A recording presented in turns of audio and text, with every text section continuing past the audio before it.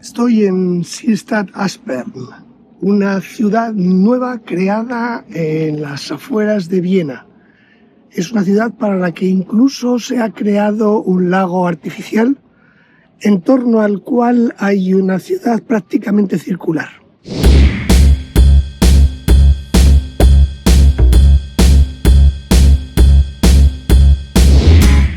A veces en una ciudad tan uniforme y monumental como Viena, está bien que alguien ponga creatividad y se invente un edificio que realmente rompa con todos los esquemas. Un edificio que tenga imaginación y un edificio que tenga también una osadía, que es la de colocar el verde, colocar las plantas dentro y fuera del edificio. Tuvo que llegar un pintor que se interesó por la arquitectura para conseguir realmente proponer un edificio totalmente diferente. Lo que ocurre es que esa necesidad que tenía la ciudad hace 40 años no se corresponde exactamente con la actual. Actualmente necesitamos edificios de alta durabilidad y alta sostenibilidad. Y eso este edificio no lo contempla.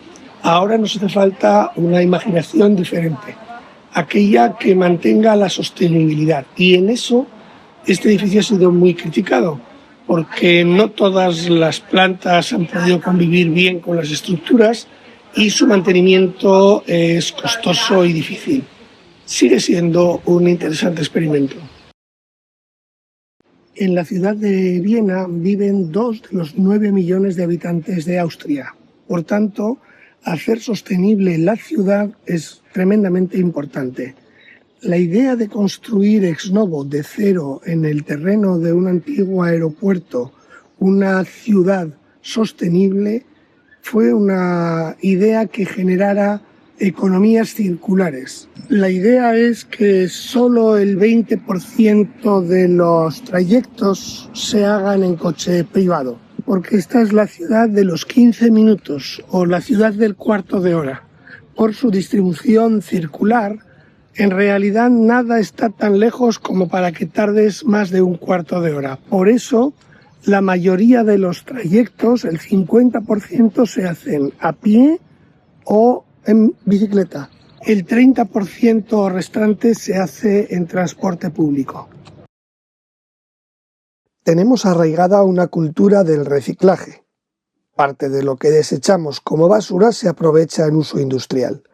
Pero la sostenibilidad necesita también reducir materiales de construcción. Por ejemplo, el hormigón se utiliza solo para los pilares y para las cubiertas, para los techos. El resto es material de bioconstrucción, porque al fin y al cabo la construcción es responsable de buena parte de los residuos que se generan en el mundo, en torno a un 60%, y en torno al 40% de las emisiones de CO2, que tienen que durar no 20 años, 70, 100 años. Pero ¿cómo serán las necesidades sociales dentro de 70 años? No lo sabemos. Y como no lo sabemos, la única posibilidad que tiene un buen arquitecto es utilizar la flexibilidad. Para ello, todas estas estructuras son modulares. Se pueden reconfigurar. No sabemos si las familias tendrán más miembros o menos en el futuro, si habrá más vida común y social, si necesitaremos espacios de manera comunitaria o individual. Por esa razón, este edificio que ahora vemos así, dentro de unos años es posible que sea totalmente diferente, porque salvo los pilares, todo se podría cambiar, incluso la fachada. Se intenta utilizar material que sea aislante natural, por ejemplo, la madera. De hecho, es la forma tradicional de la construcción en los países alpinos. La madera retiene CO2. La madera no está tratada. De hecho, envejece con el tiempo. Se convierte así su transformación a lo largo del tiempo como una dimensión humana de la sostenibilidad. En el interior de los condominios se trata de hacer zonas habitables, zonas en las que se pueden compartir espacios entre los vecinos, parques interiores, espacios para juegos de niños y zonas comunes como por ejemplo bibliotecas o espacios de trabajo. Se trata también de reutilizar, aprovechar materiales que hay sobre el terreno.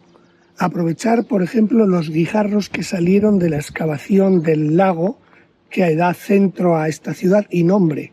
Se trata también de utilizar el asfalto de las antiguas pistas del aeropuerto para hacer el pavimento de las nuevas calles y generar también una capa de absorción para toda la vegetación que se ha plantado aquí y que ya está empezando a crecer de manera significativa. Cuando esté a plena ocupación, aquí vivirán 25.000 personas, pero vivirán y trabajarán, porque se trata de ir cuanto menos a la ciudad.